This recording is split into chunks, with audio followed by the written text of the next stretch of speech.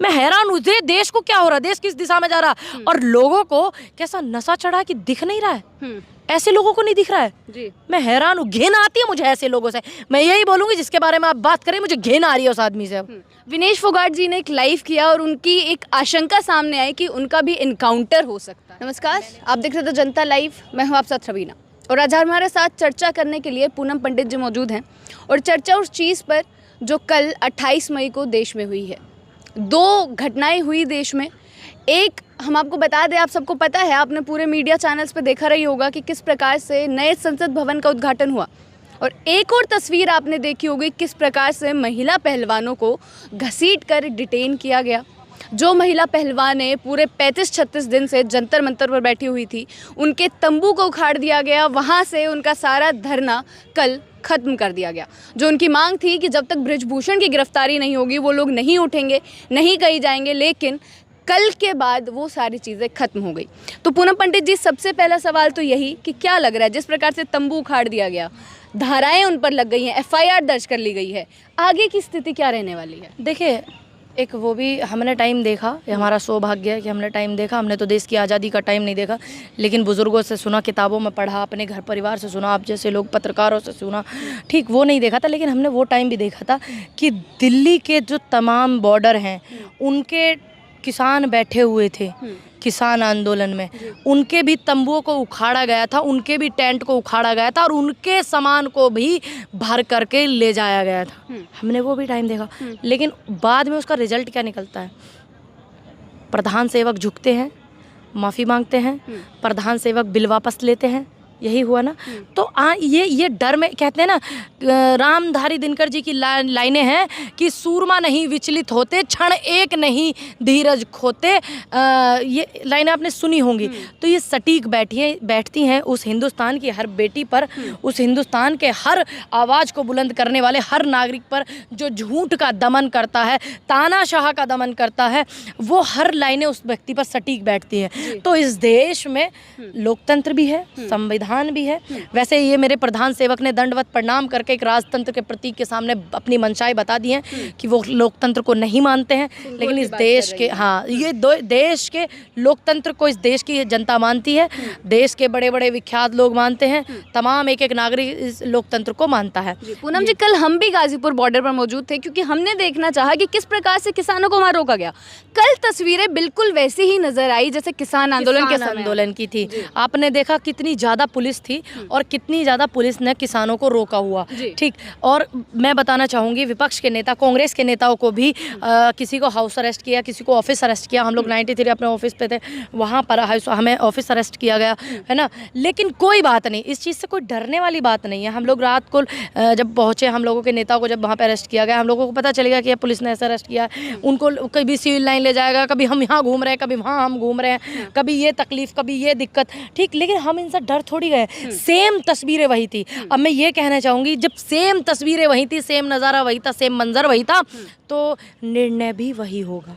अच्छा जी, आपको उम्मीद है इस चीज़ की कि निर्णय वही होगा? निर्णय ये, क्योंकि देखिए, इन लोगों के तानाशाही से थोड़ी ना हम लोग डर जाएंगे, इन लोगों के लठ बजाने से थोड़ी डर जाएंगे, क्योंकि ये देश की जो भूमि है और ये जो हम हैं, आप हैं, देश की वो बॉर्डर पर बैठी बेटियां हैं, तमाम आंदोलन करने वाले लोग हैं, इस देश की जो जनता है, ये उस खून से नहीं आती चंद लोगों को छोड़ करके। ये तमाम वो लोग हैं क्रांतिकारी लोग, ये भगत सिंह की धरती है, ये शहीद आज़म भगत सिंह की धरती है, नेहरू, पटेल, सुभाष गांधी, इंदिरा जी की धरती है, झांसी की रानी, गनी गफ्फार, अम्बेडकर जी, ये इनकी धरती, ये इनकी भूमि है। तो ये माफ़ी मांगने वाले लोग नहीं हैं, ये ब्रिटिश सरकार से पेंशन पर जीने वाले लोग नहीं हैं। ये वो लोग हैं जिन्होंने इस देश को, तानाशाह को उखाड़ कर फेंका था और इस देश को आज़ाद कराया था। ये वो लोग हैं जिनके मैंने आपको नाम गिनवाए, और ये सभी हमारे और आपके पूर्वज हैं। आपने कल की तस्वीरें एक और देखी होंगी, जिस प्रकार से संसद भवन से उसी इंसान की तस्वीरें सामने आई जिसके खिलाफ 35-36 दिन से वो बेटियां प्रदर्शन करी थी, और ऑपोजिट में जंतर मंतर से जिस प्रकार से उनको उठाया गया, घसीटा गया, डिटेन कर लिया गया, ऊपर से ऊपर FIR दर्ज कर दी गई, और बृजभूषण संसद में मौजूद थे। बृजभूषण भी संसद में मौजूद थे, और अजय मिश्रा टैनी जो है वो भी संसद में मौजूद थे, जिन्होंने किसानों पर डंडे बजाए थे, जिनके लड़के ने किसानों पर थार चढ़ाई थी, वो भी व्यक्ति मौजूद था। तो अब देश की जो जनता है, एक एक नागरिक को, एक एक विपक्ष को, तमाम लोगों को ये समझ लेना चाहिए, तमाम किसान संगठनों को, तमाम किसान नेताओं को, कि इस देश में अगर ये लोग इस तरीके की हरकत करें तो आप इनकी चरित्र और चित्र को जान लीजिए कि ये लोग तानाशाह की तरफ पूर्ण रूप से घुस चुके हैं। और इस देश में जितने भी यूनियन और संगठन हैं, यूनियन संगठन किस लिए बनते हैं कि हम सरकार से नाराज़ हैं, अपनी बात को रखना चाहते हैं, तो हम आंदोलन करें, हम पंचायतें करें। मैम, आंदोलन किया गया, लेकिन क्या कोई फायदा नजर आया? 35-36 दिन का जो आंदोलन हुआ, बेटियां वहाँ बैठी रही, कल जो तस्वीरें कोई दिखी, बात नहीं, इंसाफ हमें चाहिए, इंसाफ मिलेगा। और ऐसा नहीं है कि आंदोलन बिल्कुल हट गया है, आंदोलन फिर से स्थापित होगा। गाजीपुर बॉर्डर का वो 26 जनवरी का माहौल भी आपको पता है कि बिल्कुल आंदोलन हट गया था, कि सब टेंट साफ हो गए, हुआ था ना। लेकिन बाद में क्या हुआ? लेकिन अब तो बोले परमिशन नहीं देंगे जंतर मंतर पे आने देखिए की। क्यों, आप ये कह दीजिए कि इस देश में अघोषित आपातकाल लग गया है, तो हम मान लेंगे कि भाई अब तो आपातकाल लग गया इसलिए नहीं दे रहे हैं। कुछ तो बोलिए, कुछ बोलिए ना, कि आपने इमरजेंसी लगा दी तो हम इसको अघोषित आपातकाल मान लें कि आपने बिना बताए लगा दिया। आप हमें बताइए, अगर कोई आंदोलन कर रहा है आप उसको नहीं जाने दे रहे, कोई मुख्यमंत्री से मिलना चाहता है उससे नहीं मिलने दे रहे, आप प्रधानमंत्री से मिलना चाहते हैं उससे नहीं मिलने दे रहे, आगे राज्यपाल जी से मिलना चाहते हैं उनसे नहीं मिलने दे रहे, आप राष्ट्रपति से मिलना चाहते हैं उनसे नहीं मिल रहे, हो क्या रहा है देश में? 4 ही लोग देश चलाएंगे? 4 लोग, बताइए। गिरफ्तारी तो हो गई उनकी, पहलवानों की, उनको डिटेन कर लिया गया। क्यों उन पहलवान FIR भी दर्ज कर दी क्यों? अजय मिश्रा की, वो सॉरी ब्रजभूषण की आप पे गिरफ्तारी नहीं हुई, वो 35 दिन से बेटियां बैठी, और आपने वो बेटियां भारत का तिरंगा लेकर के पैदल मार्च कर रही थी, उनको समर्थन कर रहे थे सब लोग, आपने उनकी गिरफ्तारी कर ली। कितनी कमाल की है ना पुलिस हमारी। और ब्रजभूषण तो गिरफ्तार नहीं हुआ, लेकिन उन्होंने बोला, बजरंग पूनिया ने, कि देखिए जिस प्रकार से FIR उन पे दर्ज करने के लिए 7 दिन लग गए, 7 घंटे नहीं लगे इन पर। 7 घंटे नहीं लगे, वही बात कह रही हूँ ना मैं, कि उनको FIR दर्ज करने में 7 दिन लगे, 7-8 दिन लगे थे, लेकिन उनको 7 घंटे भी नहीं, तुरंत FIR दर्ज, तुरंत उनको जो है मुकदमे दर्ज, है ना, उनको डिटेन करके पुलिस ले जाती। जब बेटियों के बलात्कार हो जाते, जब तुम कहाँ चले जाते? जब ये ऐसे लोग, ब्रजभूषण जैसे लोग बेटियों को हरेस्ट करते, तब तुम लोग कहाँ चले जाते? जब गाड़ियाँ चलाते ये टैनी के बेटे जैसे, तब तुम लोग कहाँ चले जाते? महंगाई होती तब तुम लोगों का सांप सूंघ जाता। कर क्या रहे हो तुम देश में? दिखाना क्या चाह रहे हो तुम देश में? लेकिन एक बात याद रखना कि इतिहास तुम खुद नहीं लिखोगे, इतिहास हमेशा दूसरा लिखता है, और जो तुम्हारे ये कर्म है ये इतिहास में दर्ज होंगे, और इतिहास देखेगा कि जिस दिन संसद भवन का उद्घाटन हुआ उस दिन बेटियों पर कितना अत्याचार प्रधान सेवक ने किया और प्रधान सेवक की पुलिस ने किया।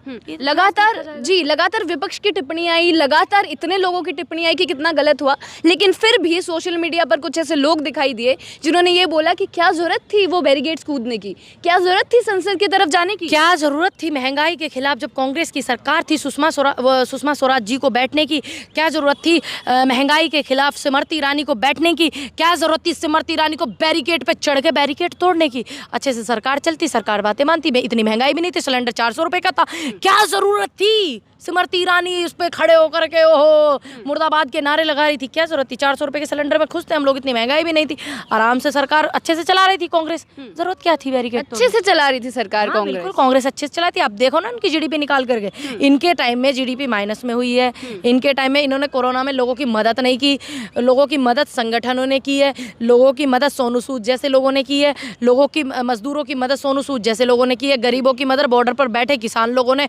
लंगर खिलाए हैं, किसान लोगों ने भंडारे लगाए हैं, उन्होंने किए। सरकार का एक भी मंत्री, एक भी नेता, अगर आप एक भी वीडियो उनकी दिखा दो कि आज यहाँ 1000 मजदूर बैठे हैं और इनको गाड़ी में छुड़वाया इनके घर पर और इनको रोटी खिलाई है, दिखा दो आप, क्या जरूरत थी? जी चलिए वापस एक बार महिलाओं पर आ जाते हैं, बेटी पहलवानों पर आ जाते हैं। एक बयान में हम काफ़ी परेशान करने वाला सामने आया, पूर्व IPS हैं, उन्होंने बोला कि गोली मारी अगर जरूरत पड़ी तो गोली भी मार दी जाएगी, और ऐसे भी बोला कि पोस्टमार्टम टेबल पर मिलते हैं। ये बयान क्या दर्शाने की कोशिश कर रहे हैं? ये दर्शाने की कोशिश कर रहे हैं कि इस देश में जो है लोकतंत्र नहीं है, और ये दर्शा दिया प्रधान सेवक ने दंडवत होकर के, इसीलिए उनके इतने इरादे मजबूत हो गए हैं। जिस IPS के आप रिटायर्ड की बात कर रही हैं, मैं कहूँगी कि आप एक इतने अच्छे ओंधा पद पे रह चुके हैं, आपका यहाँ से है नहीं। तो मैं निवेदन करूँगी प्रधान सेवक से कि आप या तो उनको जो है इलाज करा दें उनका सरकारी संस्थाओं में, जो हमारे नेहरू जी ने बनाई हैं, कांग्रेस के ज़माने में बनी है, कोई बात नहीं, आप उनका इलाज करा दें। और या उनका दिमागी हालत ठीक है तो या फिर ऐसे आदमी पर केस होना चाहिए। अगर यही बयान कोई विपक्ष का नेता दे देता या कोई किसान नेता दे देता या कोई पत्रकार बोल देता तो क्या होता? पुलिस फटाक से लोकेशन निकाल कर अरेस्ट करती, जेल भेजती। होता है नहीं होता? लेकिन उसको कुछ क्यों नहीं पोस्ट, मतलब मुझे ऐसे लोगों से मुझे घिना आ रही है कि कितनी कैसी सोच है। वो कह रहा है कि पोस्टमार्टम टेबल पे मिलती है लाशें, गोली मार, मतलब मैं हैरान हूँ। देश को क्या हो रहा है, देश किस दिशा में जा रहा है, और लोगों को कैसा नशा चढ़ा कि दिख नहीं रहा है। ऐसे लोगों को नहीं दिख रहा है जी। मैं हैरान हूँ, घिन आती है मुझे ऐसे लोगों से।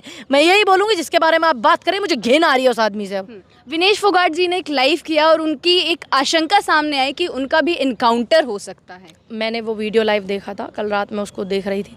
जब देश की बेटी ने अगर इस तरीके का लाइव किया है, और ऐसे ही नहीं है कोई ऐसी उठ के आ गई विनेश फोगाट, पूरा मेहनत करके विनेश फोगाट आई हैं, सम्मानित हैं, देश को मेडल दिलाने वाली, देश का सम्मान रखने वाली विनेश फोगाट हैं। अगर उन्होंने ये मंशा जताई है तो इस बात को गंभीरता से आप लीजिए। मैं जो है किसान संगठनों से, किसान जो जितने नेता हैं हमारे सही वाले, वो वाले नहीं जो सेटलमेंट कराते हैं कि बीच की बातें कर लो रास्ता निकाल लो, वो वाले नहीं, तो मैं उनसे भी और तमाम बेटियों से, और मैं सबसे ज़्यादा जो निवेदन करूँगी मैं अपने परिवार के लोगों से करूँगी, जो कि एक खेल परिवार हमारा अपना है। क्योंकि मैं भी मैं स्पोर्ट्स से हूँ, तो शूटिंग की मैं प्लेयर थी। तो मैं सबसे पहले उनसे निवेदन करूँगी, जब आपका परिवार मजबूत हो जाएगा तो तमाम आपके अड़ोसी पड़ोसी भी बहुत ज़्यादा मदद करने के लिए सामने खड़े हो जाएंगे। तो मेरा निवेदन है आपसे कि आप इस बात को जो है गंभीरता से लें। स्पोर्ट्स जो है वो एक सिर्फ स्पोर्ट्स नहीं है, महज हमारा अपना परिवार है। तमाम जितने भी इस देश में इवेंट होते हैं खेल के, तमाम लोगों से बैठ करके बैठक कीजिए, मीटिंग कीजिए, क्योंकि 2024 में ओलंपिक भी है, 2024 में चुनाव भी हैं, सत्ता परिवर्तन भी होगा। घबराइए मत, आपको तानाशाह से छुटकारा मिलेगा, डरिए मत। चलिए पूनम जी, आखिरी सवाल से खत्म करेंगे। लगातार जितने दिन से धरना चला है वो तो समझ आ गया कि कितने शक्तिशाली इंसान हैं बृजभूषण, सांसद भी हैं, संसद में भी देखे गए, लेकिन जो 5 जून को अयोध्या में उनका प्रोग्राम होने वाला है उसमें भी वो अपना शक्ति प्रदर्शन करने वाले हैं। 10 से 11 लाख लोगों को बुलाने वाले हैं वहाँ। क्या कल के मंजर के बाद वहाँ पर कुछ अलग देखने को मिलेगा, या स्थिति फिर उस मंजर को देखकर, कल वाली तस्वीरों को देखकर क्या रहेगी? मैं यही बोलूँगी कि तानाशाह जो है कुछ देर तक फड़फड़ाता, जब दिया बुझता है ना तो वो कैसे करता है, ऐसे फड़फड़ाता है ना। जब इनका ये दीपक जो है बुझेगा ना, झूठ का, सबको सामने आ जाने वाला है। दूसरी बात, मैं अयोध्या के लोगों से निवेदन करूंगी कि आप लोग जो है उन बेटियों के बारे में सोच लेना जिन्होंने देश का ये गौरव बढ़ाया है। और मैं तमाम लोगों से, मैं विपक्ष से भी, तमाम उन लोगों से भी निवेदन करूंगी कि आप अपनी जो है ये अपनी पर्सनल जो वो है, सब चीज़ों को छोड़ करके इस लोकतंत्र को बचाने में कांग्रेस पार्टी का, कांग्रेस का सभी का सहयोग एक साथ मिल कर के कीजिए। मैम, लेकिन अगर सहयोग में वहाँ लोग आते हैं, समर्थक में अगर वहाँ लोग आते हैं उनके, तो ये क्या दर्शाएगा फिर देश की जनता को? ये दर्शाना चाहता है कि देखो मुझे इतना लोग प्यार करते हैं, लेकिन हम लोग भी अब राजनीति में आ गए, हम लोगों को भी पता लग गया है जब से हम लोग पार्टी वार्टी ज्वाइन किए हैं, इन लोगों का काम क्या है। इनकी वो वीडियो भी वायरल होती हैं, हाँ जी आप यहाँ क्यों आए थे, हमें ना पता हो जी, हमें तो 500 रुपये मिले इसलिए आए बीजेपी की रैली में। वो वीडियो भी तमाम लोगों ने देखी हुई हैं। गरीबी बहुत ज़्यादा है, बेरोज़गारी कहीं है नहीं, लोग मजबूर हो जाते हैं, 200-400 रुपये दे करके ये लोग ले करके आते हैं, पैसों की भीड़ ये लोग इकट्ठा करते हैं। क्योंकि हमने वो तमाम वीडियो देखी है, तमाम सोशल मीडिया पे पड़ी हुई है, आप चेक कर सकते हैं। तो मैं उसको मजबूरी कहूँगी कि मजबूरी में समर्थन देना, मजबूरी में आना इनके प्रोग्राम में, मैं इसको मजबूरी कहूँगी। चलिए, बहुत बहुत शुक्रिया। तो ये पूनम पंडित जी हमारे साथ मौजूद थी। साफ साफ इनका कहना है कि जो तस्वीरें सामने आई हैं, हम आपको लगातार बता रहे हैं कि एक तरफ संसद का उद्घाटन होना और एक तरफ बेटियों को ऐसे घसीट कर लेकर जाना कितना निर्दयी था। और देश भर से बेटियों को अब समर्थन मिल रहा है, सारी विपक्षी पार्टियां ट्वीट कर रही हैं, सारे जो खिलाड़ी हैं वो उनके समर्थन में ट्वीट कर रहे हैं। अब आगे यही देखना होगा कि जिस प्रकार से धरना को ख़त्म कर दिया गया है, लेकिन पहलवान डटे हुए हैं, वो बोल रहे हैं कि धरना जारी रहेगा, हम सत्याग्रह अपना जारी रखेंगे, आगे इस केस में क्या कार्रवाई होती है। जनता के मुद्दे आप तक पहुंचाते रहेंगे, बने रहे हमारे साथ। शुक्रिया।